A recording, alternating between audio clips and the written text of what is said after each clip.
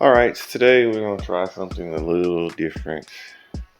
We're gonna be talking about real work-life culture and how do you navigate that with having issues with people in your job, how the work culture really is different based on. I think it's different based on Trump's United States at this point. I think in the last few months, we have definitely seen a shift in the workplace for better or for worse. Honestly, Well, I think that has a lot to do with workplace culture right now. I think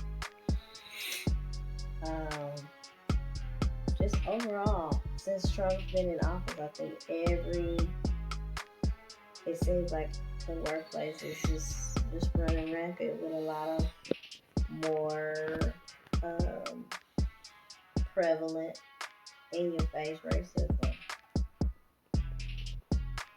and foolery like that. And I think they're not trying to hide it. I think people are losing their jobs. And I'm not saying that only black people are losing their jobs. I'm just saying it is a prevalent culture that is very in your face right now in the workplace. What you think? mm, well, I feel you guys got something to do with it. I also believe that really there's a couple things with workplace culture which has been changing or had changed, whether you want to really look at it, and it's always been a problem, no matter if you're IT, you're in government, whether you're a designer, whatever your job was, there was always like a gatekeeper, and there were these levels, and there was these. How can I say it? Um, there's rules that you just can't do, or certain people that you just like. I don't know what is with this person. Then you find out that this person is gatekeeping for this person who's gatekeeping for whomever um, in the corporation or company, and they're pretty much holding the keys to a lot of different things, from not just fair treatment, fair wages, um, work related promotions, not the amount of work you can produce, but fair meritocracy to fair workplace standards based on your growth and achievement, not what you can achieve for the company. And over the years, they've twisted that knife to include gender, but also they've twisted it to lower the threshold of the earning ability of the people that they choose versus the people that are actually qualified for the job. And now you have the nepotism angle of it, and that creates a vacuum of people having jobs that shouldn't have jobs. So, just to piggyback off of that, yeah, I mean, let's talk about people that have jobs that they shouldn't have. Okay, so in one said organization that I'm not going to mention, um, and this goes with the gatekeeping as well. You have a department.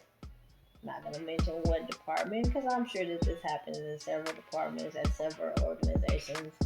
Because as we all know, a lot of getting to certain levels in any organization is about who you know, not what you know, and not even being qualified all the time. Sometimes it's just having the right skin tone, unfortunately.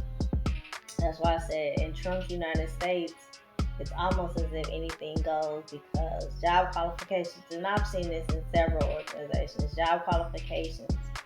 Um, I've seen some organizations specifically change the job qualifications so that they can get their buddies in, they can get their friends in, they can get their relatives in.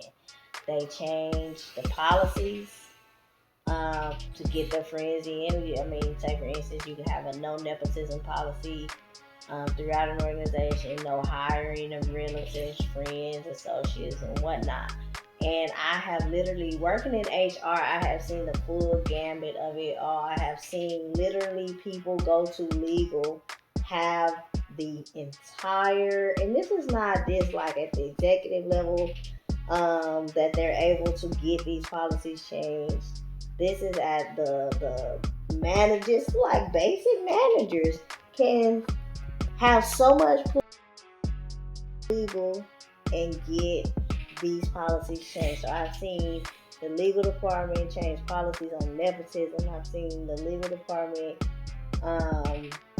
help people get jobs. Like, as an HR person, I have, we legally had to go through the legal department to say, hey, we're going to change this job qualifications so that these managers, XYZ manager wants to hire XYZ person, but the job description says this, and if we post it like this and we get qualified applicants, what's the I mean, literally, these are the questions that I've sat in meetings and people have had. What's the legal ramifications if we don't hire somebody that's qualified over this person that I really want to hire, which is my buddy that has no degree, no experience, knows nothing about the job. They're just there on the strength that this is my friend, and I'm gonna hire them.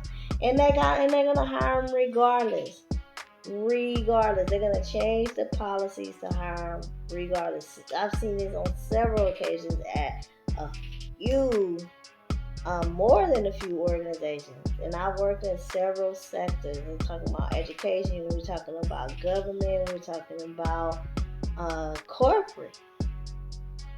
All industries do this, and then we say for the non-YT group, or the people that are actually qualified for these roles, we say to them, oh, okay, well, you can work here at this lower level position for something, if they even let you in the door for something that you're overqualified, because now you're overqualified. But if they do happen to let you in the door, we'll let you work here, and then one of our current or the most recent organizations, then you can volunteer to do the job. So now I'm a lower paid individual.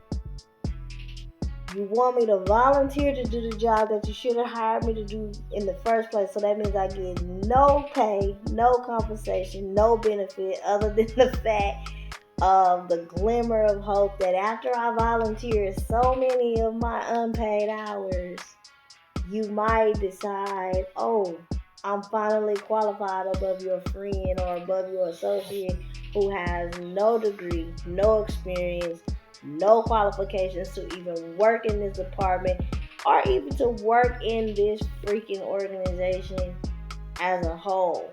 And these, you know how they used to say, tell them why you mad. It used to be a segment years ago on the radio. Tell them why you mad.